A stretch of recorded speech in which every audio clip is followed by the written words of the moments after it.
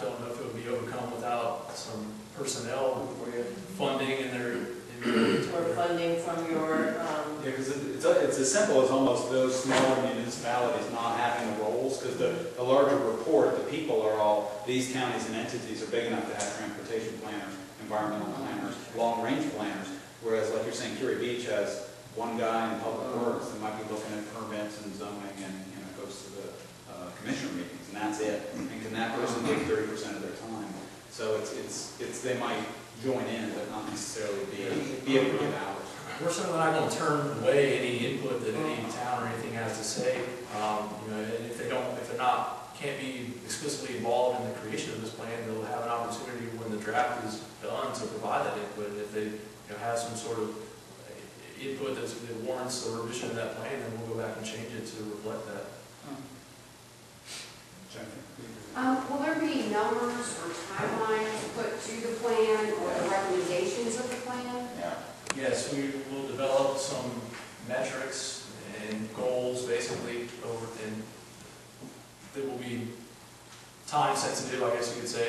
So we will use those, we'll set those and then use those to evaluate how effective this plan is going to be beyond 3 years. Are we meeting the goals that we've established for ourselves?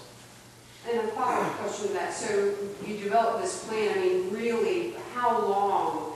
I mean, we're talking 10, 20 years with the scope of what I'm hearing to really bring all the pieces together. I mean, is that?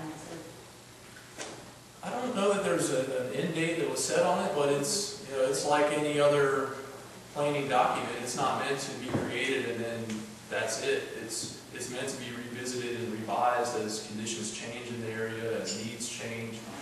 So we might write the plan looking 20 years down the road, but in 5 years we might need to go back and revise that to reflect changes that might occur between now and then. Can I offer a follow-up? I mean, have you gotten feedback, neither of you are from Wilmington, but that inference potentially that a consultant coming in and doing a plan, I don't know if you know where I'm going, but Vision 2020, EDOG gets hired, does this big plan, and Wilmington's done very little of it. Is it that they felt kind of force-fed and that was kind of right on the wall, that maybe we keep it in-house so there's more controls and we're getting what we want versus having someone from DC or Baltimore give us I think we a vision we don't share? I think everyone, or the majority of the staff members on the consortium can convey experiences where we've had consultants come on board to develop a plan or something like that. That's not necessarily the buy-in. For instance, Pender County, we developed a new land use plan and development ordinance a couple of years ago. We got through the land use plan with a consultant and basically canceled the contract because we weren't getting the result that we wanted. And that was certainly something, like I said, that we took into consideration when we proposed to hire or contract with 2 individuals rather than give all the money to a consultant for them to create something that we might not necessarily agree with. First off, I'm very impressed. I've lived in this community for 15 years and have not heard about even sort of this effort to look beyond your streets. So the collaboration is really brilliant. I'm excited to hear about being part of it. It does make me curious to kind of going off what Scott just said. Where did this start? Where did the idea of just even go for the grant come from? I think it really stemmed from the bonds of the Lower Cape Fear Stewardship Development Coalition.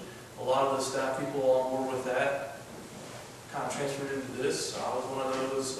Sean Ralston is with New Hanover County.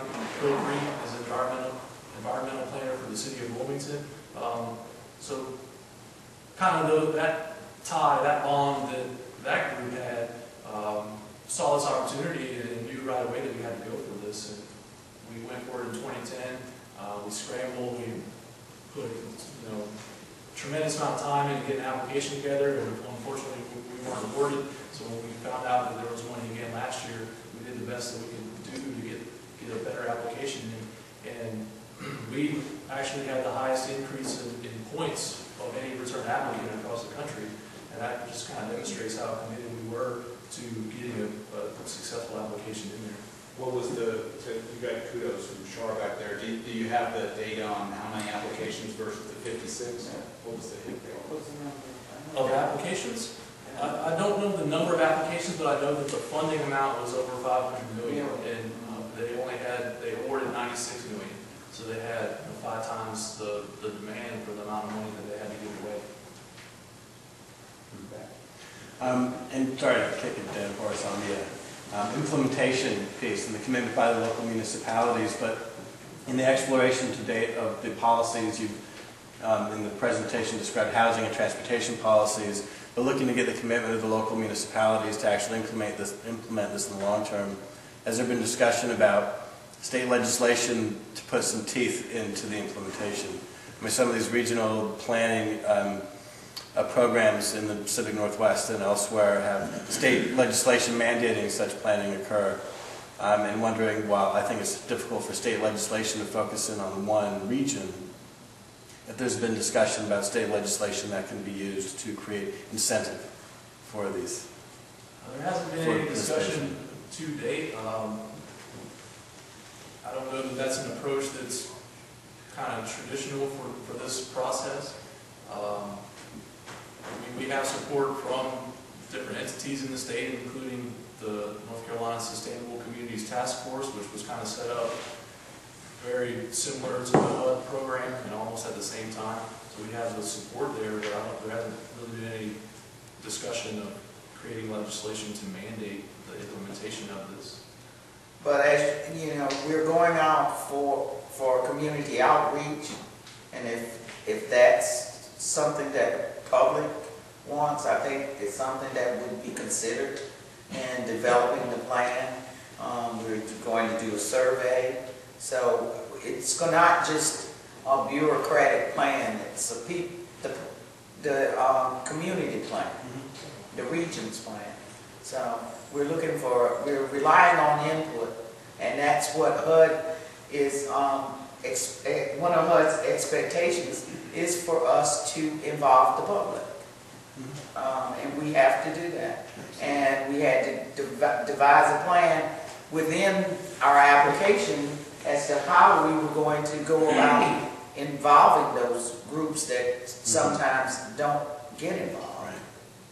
That was a part of our rating, one of the rating factors.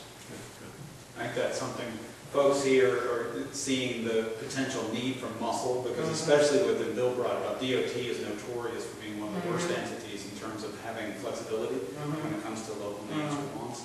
And a couple of examples come into play, it's like that are out there, these blue sky projects like the Skyway or the Hampstead bypass into the 140. If you guys have your plan in 3 years, and is DOT, has it left the station if you come up with recommendations in the visioning and the plan that are different from what DOT wants to do with these new bypasses and bridges? Or do you think there would be the muscle to say, hey, look, wait, let's check this and look back at an alternative or tweak it because our recommendations are up to us?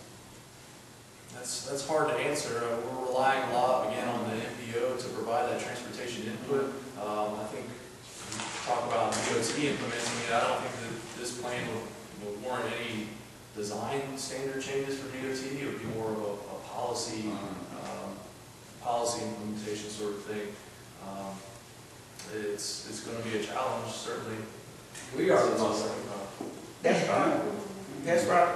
But I think that's the design, like again, back to sort of community, I think you gotta have, I mean, it's gonna have a vision, I mean, instead of just a plan, it's gonna have a tangible vision at the end that people can see three-dimensionally, not in plans which most people can't read, of what this might look like, of what that's going to look like, of that. And I mean, I think that's the real, what I've seen of successful efforts similarly is when people understand visually what they're buying into.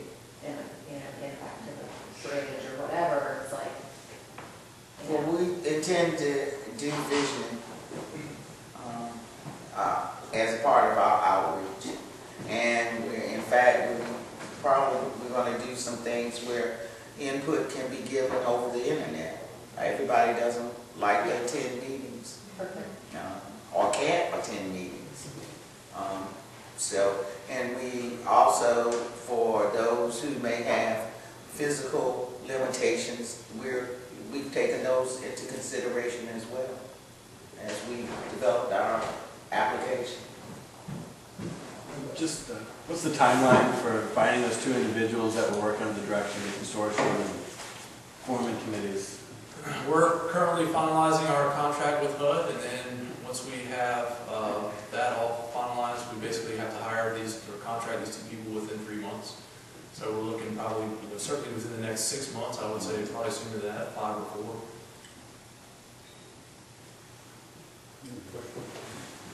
Yeah, I was wondering, can you give an overview of adjacent statistical areas that might have received monies as well, or even nearby statistical areas?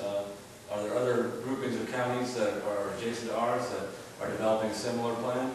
I can tell you the best example that comes to mind is the, what's that? Yeah, the, can't remember what they call it now, it's the Eastern region essentially, which is, consists of Alonzo County and their surrounding counties. They had undertaken or created a military growth task force a couple of years ago, created a plan that evaluated the growth of the base or the installations around Alonzo County. They applied for this, they weren't awarded, but I know that they're moving forward with the same sort of intent that we're doing. I think that they have some funding from the federal government to undertake that, so I don't think that them not being awarded was a burden or a barrier for them to move forward. But that creates almost a challenge for Pender County because we were involved in that military growth task force, so we're kind of right in the middle where we're involved in this regional planning effort, but we're still also expected to be involved in their regional planning effort. And that's something that I'm personally trying to overcome right now is how do I become the liaison between their regional planning effort and our regional planning effort, because that's going to affect the county that I work for specifically, talking about the Hampstead area, the growth in Maple Hill from Jacksonville. So there's still a need for coordination beyond just the small regional basis. We need to be coordinating on larger regions as well. Can they go into one of those committees, even though they might be out of the 3-county area? Because it does seem like they are a satellite, that so much transportation and job infrastructure is the opposite direction, and reverse flow from, let's say, Pender or even Hanover for people serving or construction jobs or service jobs. There's going to be some coordination there for sure. I'm not sure how that's going to shake out yet, but I'm trying to get involved with their effort. It's called Plan It East, and then just really figure out how to, like I said, how to coordinate our two regional planning efforts. How about one more, and then if you want to talk afterwards, you can.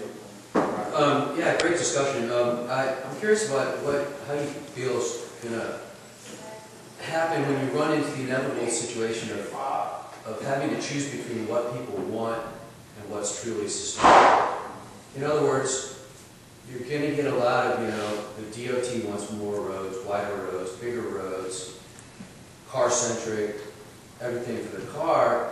Developers are going to want maybe more land opened up for single-family, low-density, supported by the new roads, by the DOT, and then what's truly sustainable in the sense of density and connectivity and driving less and creating livable centers and places where, say, 20-something professionals that are sort of that class is sort of lacking here in Wilmington can afford and want to be.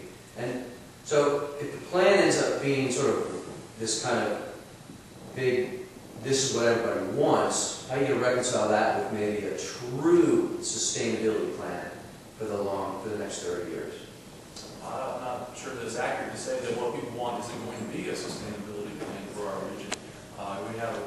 We're looking at a tremendous amount of collaboration, not only from the community, which can have potentially some ideas that might not be feasible, but we're also looking at collaboration from the government entities, from the bottom to the top. So through this collaborative process, we hope to create a plan that's going to overcome the difference between maybe what people might want versus what is hopefully we can have both, I guess is what you're saying. I hope so, that's the goal. Yeah, fascinating, really. And I think at the communities, like, are your workshops, is it in the grant applications? It is the faces of the multiple counties and the literal collaboration and seeing that. I think that's enough that might allow people to understand livability or sustainability is this dialogue. Yeah, at least it's on, at least it's discussion. If every meeting has at least 3, 4, 5 folks to, format these workshops and take in this input, they'll see that hopefully is change versus more of the.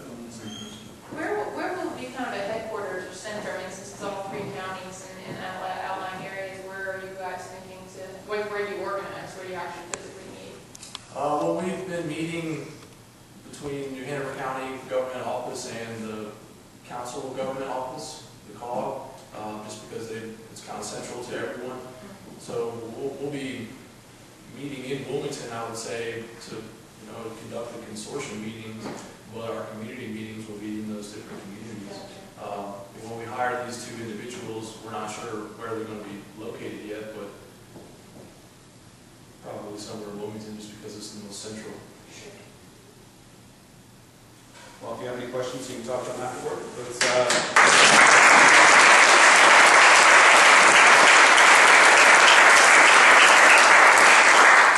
you want to hang out and have another beer and meet some board members, and don't forget this on Thursday.